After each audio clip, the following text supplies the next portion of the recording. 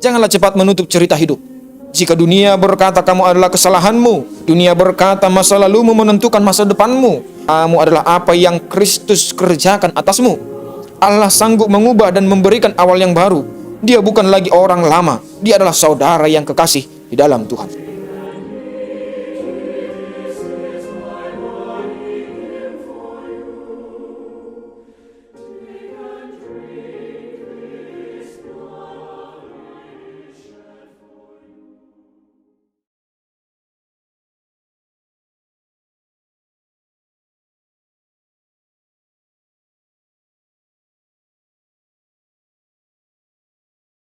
Shalom Bapak Ibu Saudara-saudara sekalian, kita kembali di hari Jumat yang indah ini, 8 Mei 2026, kita akan kembali bersekutu dengan firman Tuhan, namun sebelum itu kita bersatu di dalam doa.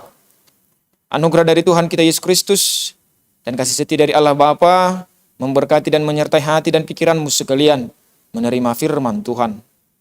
Amin. Bapak Ibu Saudara-saudara sekalian, firman Tuhan yang menyapa kita dan sebagai pegangan kita menjalani hari ini tertulis dalam kitab Filemon pasal yang pertama, ayat yang ke-15 sampai ayat yang ke-16. Saya akan membacakannya untuk kita sekalian. Filemon pasal yang pertama, ayat 15 sampai ayat yang ke-16. Sebab mungkin karena itulah dia dipisahkan sejenak daripadamu, supaya engkau dapat menerimanya untuk selama-lamanya, bukan lagi sebagai hamba, melainkan lebih daripada hamba, yaitu sebagai saudara yang kekasih. Bagiku sudah demikian, apalagi bagimu, baik secara manusia maupun di dalam Tuhan. Demikian firman Tuhan. Sungguh sangat tidak terduga firman Tuhan hari ini yang menyapa Bapak Ibu Saudara-saudara sekalian, yang menyapa kita disampaikan oleh Pendeta Filemon, dan teksnya diambil dari kitab Filemon. Sungguh sangat saya syukuri hari ini oleh karena firman ini.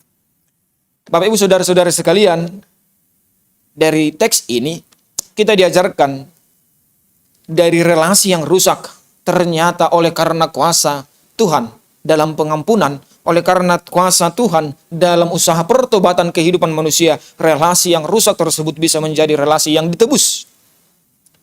Mungkin karena itulah dia dipisahkan sejenak, bukan lagi sebagai hamba, tetapi lebih daripada itu, saudara yang kekasih.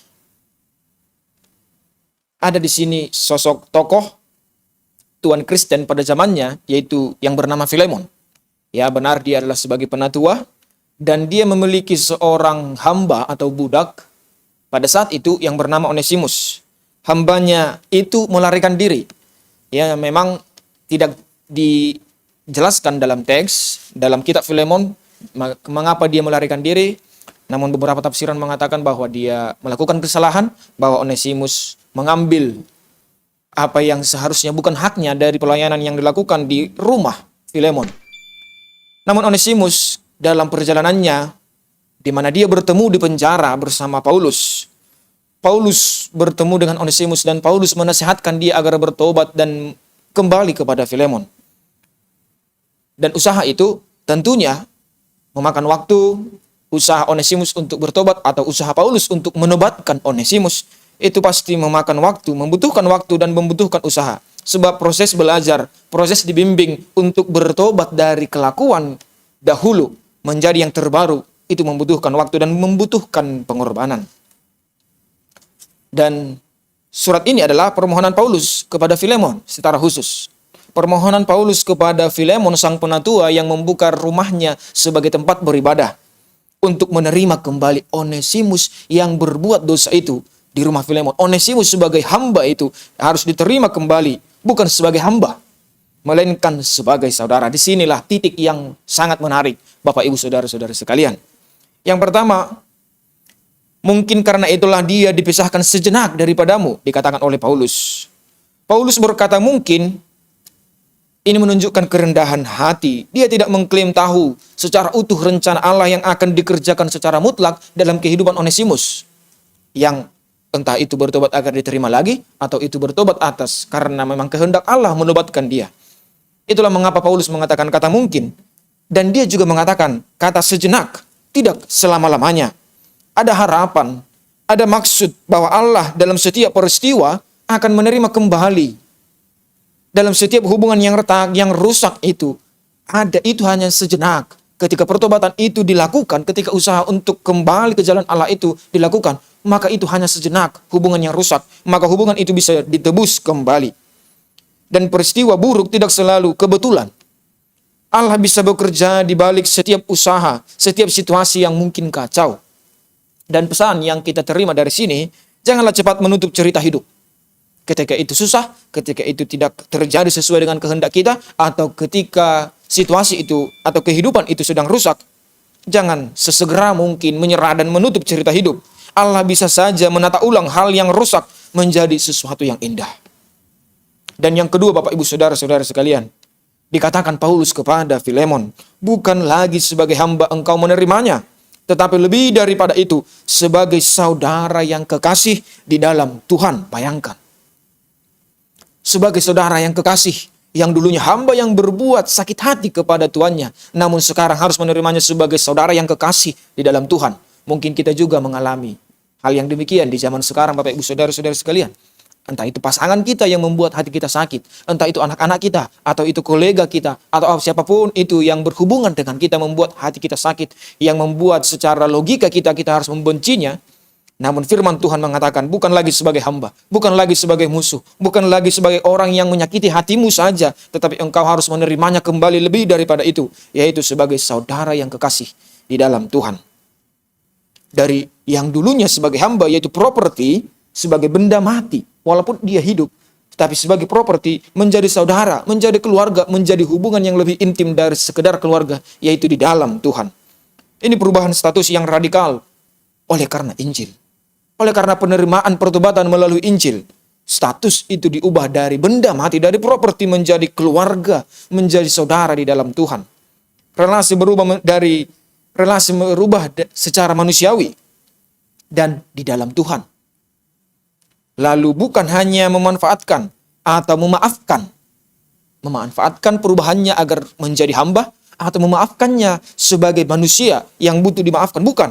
Tetapi menerima sebagai bagian dari hati, sebagai bagian dari keselamatan yang diberikan oleh Tuhan kepada hidup manusia. Pesan yang perlu kita pegang adalah Injil menuntut perubahan cara kita melihat orang, cara kita melihat kesalahan-kesalahan di dalam kehidupan ini, melampaui masa lalu kita, melampaui masa lalu mereka, melampaui apa yang bisa dilihat oleh mata. Terima dia sebagai saudara yang dikasihi. Mungkin tidak ada kepikiran demikian selama hidupnya atau selama hidup kita. Tapi firman Tuhan mengatakan, setiap kesalahan itu, setiap masa lalu itu, mari bukan sekedar memaafkannya, tetapi terimalah itu di dalam kasih Tuhan. Injil mengubah identitas, memulihkan relasi, dan memberikan harapan yang baru. Jika dunia berkata kamu adalah kesalahanmu, dunia berkata masa lalumu menentukan masa depanmu, dunia berkata tidak ada gunanya menerima dia kembali sebab karena kesalahan yang begitu besar.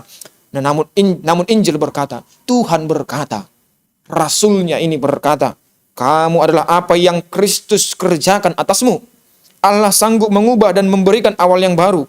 Dia bukan lagi orang lama, dia adalah saudara yang kekasih di dalam Tuhan. Oleh sebab itu, Bapak, Ibu, Saudara-saudara sekalian yang dikasihi oleh Tuhan kita Yesus Kristus, untuk hari ini, dan juga harapan kita ke masa yang akan datang. Siapakah Onesimus itu di dalam hidupmu? Apakah orang yang pernah menyakitimu? Apakah orang yang pernah mengecewakanmu? Atau yang melarikan diri dari hidupmu? Apakah kamu melihat Onesimus yang di dalam hidupmu itu sebagai hamba atau bawahan, sebagai properti? Atau sebagai saudara yang berharga di mata Tuhan? Sebagai sesuatu yang bisa dipulihkan oleh Tuhan dari relasi yang rusak menjadi relasi yang ditebus? Apakah kamu masih terikat oleh label di masa lalumu sendiri? Onesimus yang lama itu masih hidup di dalam hatimu? Maka ingatlah, di dalam Kristus kita semua ditebus. Kita semua diingatkan menjadi anak di hadapannya. Menjadi orang-orang yang patuh di hadapannya. Agar relasi kita yang rusak itu, entah itu dengan diri kita sendiri yang menyalahkan masa lalu kita, bisa menjadi relasi yang ditebus oleh Allah. Oleh sebab itu, Bapak, Ibu, Saudara-saudara sekalian, Injil tidak hanya mengubah perilaku kita. Injil tidak hanya mengubah cara kita untuk memandang dunia ini, tetapi mengubah identitas dan relasi hidup kita. dari kegagalan dan perpisahan menjadi pertemuan dengan Kristus, sehingga relasi kita dipulihkan sesama manusia, relasi kita juga dipulihkan dengan Sang Maha Kuasa.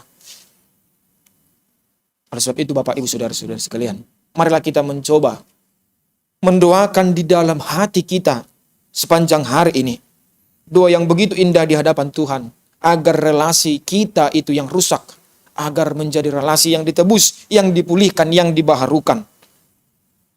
Kita bersama-sama berdoa dalam menutup renungan ini. Amin. Kita berdoa dan kita bersama-sama mendoakannya di dalam hati kita masing-masing. Terima kasih ya Tuhan atas hari yang baik ini Engkau serahkan untuk kami jalani. Terima kasih atas karunia-Mu ya Tuhan yang mengajarkan kami bahwa setiap relasi yang terjadi dalam kehidupan kami ini, banyak relasi yang rusak. Tentunya ketika itu kami serahkan di dalam kuasa Injil-Mu. Ketika itu kami serahkan ke dalam tangan pengasihan-Mu, itu akan menjadi relasi yang benar-benar Engkau tebus. Sebab itu Tuhan, ubah hatiku untuk melihat orang lain seperti Engkau melihat mereka. Ubah hatiku melihat diriku sendiri yang mungkin sedang merasa kecewa dengan masa laluku. Seperti pengharapan yang Engkau berikan kepada Onesimus. Seperti pemaafan yang Engkau berikan kepada Filemon ya Tuhan. Tolong aku percaya bahwa Engkau sanggup menebus diriku ini, memulihkan hubunganku ya Tuhan dengan sesamaku, dan menjadikan aku dengan setiap orang di sekelilingku menjadi satu keluarga, menjadi saudara di dalam Tuhan. Ajar aku untuk mengasihi, mengampuni, dan menerima sebagai saudara yang kekasih orang-orang di sekitarku. Ya Tuhan, inilah kehidupanku. Ajar dan tebuslah ya Tuhan setiap relasi yang mungkin retak itu di dalam hati dan pikiranku. Di dalam Kristus Yesus kami berdoa dan mengucap syukur. Amin. Anugerah dari Tuhan kita Yesus Kristus dan kasih setia dari Allah Bapa serta persekutuan Roh Kudus menyertai dan memberkati sekaligus menebus kamu sekalian. Amin. Demikian Bapak Ibu Saudara-saudara sekalian, firman Tuhan telah menyapa kita. Kiranya firman Tuhan kita hidupi dalam hidup kita sehari-hari dan di masa yang akan datang. Kiranya relasi yang mungkin ada yang rusak di dalam hati dan kehidupan kita bisa menjadi relasi yang ditebus. Amin. Shalom.